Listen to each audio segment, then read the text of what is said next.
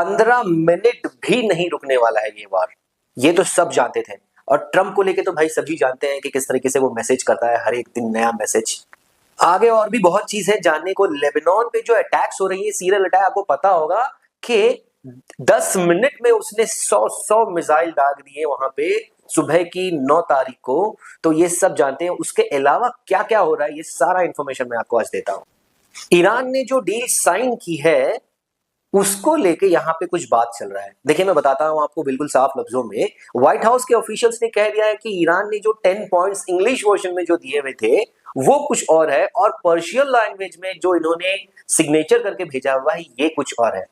बल्कि अभी अभी अमेरिका के वॉर सेक्रेटरी ने कहा है कि अगर वो इनरिच खुद करता है यूरेनियम को तो उस पर रोक लगाई जाएगी, और इस तरीके से वो इनरिच नहीं कर सकता। और ईरान अपना यूरेनियम चुपचाप अमेरिका को दे दे, वरना हम इसे अपने जोर जबरदस्ती से आपसे छीन लेंगे। पर्शियन लैंग्वेज में जो इन लोगों ने सिग्नेचर किया है उसमें लिखा हुआ है कि ईरान यूरेनियम को लेके खुद से वो इनरिच कर सकता है। इस तरह का वो राजीनामा उसमें लिखा हुआ है बिल्कुल साफ तरीके से। लेबनान को लेकर बात किया जाए तो ईरान अब कह रहा है कि ट्रंप को कि लेबनान पे अटैक्स नहीं किया जाए, लेकिन ट्रंप ये कहता है कि भाई जब हम तुमसे जब कॉन्ट्रैक्ट करवाए थे, जब हमारा कुछ कॉन्ट्रैक्ट हुआ था तो उस कॉन्ट्रैक्ट में लेबनान को लेके कोई बात थी नहीं।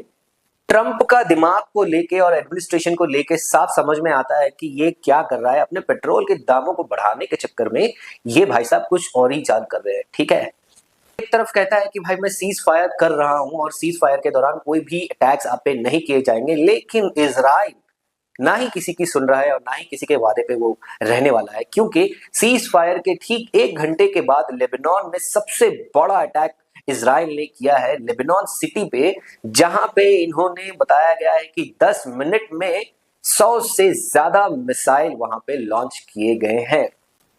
और ये जो नेतन्याहू ने किया है ये सबको पता है कि ये कोई वॉर नहीं है, ये जेनोसाइड है। और ये इजराइल अपनी मर्जी से कर रहा है, इसको कोई वॉर में इंटरेस्ट नहीं है। ये सिर्फ जेनोसाइड करना चाहता है, इंसानों को मारना चाहता है, उस जगह पे अपना दबदबा बनाना चाहता है। और पिछले 20 सालों में अमेरिका के कोई भी नए प्रेसिडेंट हो तो नेतन्याहू वहां पे उनको न्योता देता है और कहता है, उनको झांसे में लेने की कोशिश करता है कि भाई आप हमारे पक्ष में रहना और हम दोनों मिलकर ईरान को कुछ ना कुछ सवाल का जवाब जरूर देंगे। और उनके खिलाफ वो हमेशा ही भड़काता आया हुआ है। लेकिन 40 दिन से भी ज्यादा जब ये वॉर कंटिन्यू चलने लगा है और सीज फायर को लेके अमेरिका के प्रेसिडेंट ट्रंप ने इसको रोकने की जब कोशिश की है, तो इजराइल के नेतन्याहू